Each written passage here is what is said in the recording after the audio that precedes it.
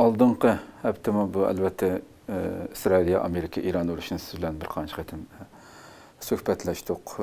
Bu İslamabad'dagi suhbatimiz natijasiz oxirlashgan bo'ldi.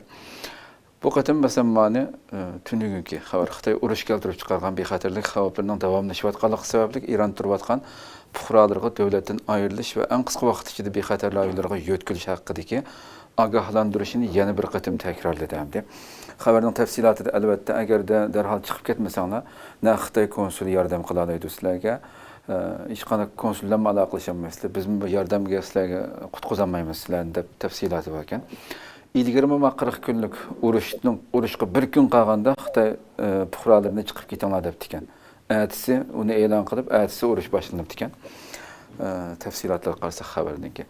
Bu qatim yana buni davatidi. Hozir yana bu o'tkinchi bu kelishim urush to'xtatish bo'lgan bilanmi yana jiddiy vaziyat bir aniq bir narsa o'tirg'i chiqmadi. Sizcha bu vaziyat hamda nega berib to'xtasiz hamda? Yaqinda Amerika nurg'un shu kemalarni shu dengizninki atrofiga yig'ishga boshladi. Yani İran'ın bu Hürmüz boğazıga qarta hozir shu 27 ve 30gacha harbiy parxodlar va bu uchoq kemisini ichiga olgan taqdirda bundan boshqa shu Janubiy Koreyada ki ba'zi armiyalarni shu rayonga yetkazadi. Japoniyaning kema shu suv bombasining oldini olish uchun mushtaq alayda kemilar var. Bularma shu rayonga kelyapti. Xo'sh. Shuningga bu herhalde bu jang tugmadi. Yeni bir jang boshlashninki ehtimoli bor deb analizlar bo'lyapti. Hamda nima bu İran tarafı bunga tayyorliklarni qilyapti. Yani bir jang bo'lishning ehtimoli. Bunda bir payda belki yani ben tahmin qilyapman. İran hükümeti Xitoyga degan bo'lishi mumkin. Yani bir jangninki tekrar bo'lishi mumkin. Bu da jang belki texmi vahshiy bo'lishi mumkin. Shuningga biz sizlarninki fuqarolarini qo'g'dayamaymiz deb Xitoyga bildirgan bo'lishi mumkin deb o'ylayman.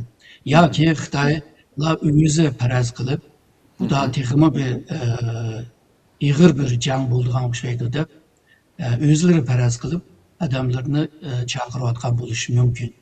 Çünkü hazır bu İran'ın talebi bilan Amerika'nın talepleri bir yerga kelmayapti. Her iki taraf o'zininki menfaatini o'ylab turib, o'zining gapini qilyapti. Shuningga bu tinchlik kelishimining imzolanishi pek qiyin ko'rinyapti. Bunda paytlarda ko'pincha zaman şu jang bilan hal qildi. Yani ben seni utib olgan vaqtida sen mening gapimga kirsa debchi.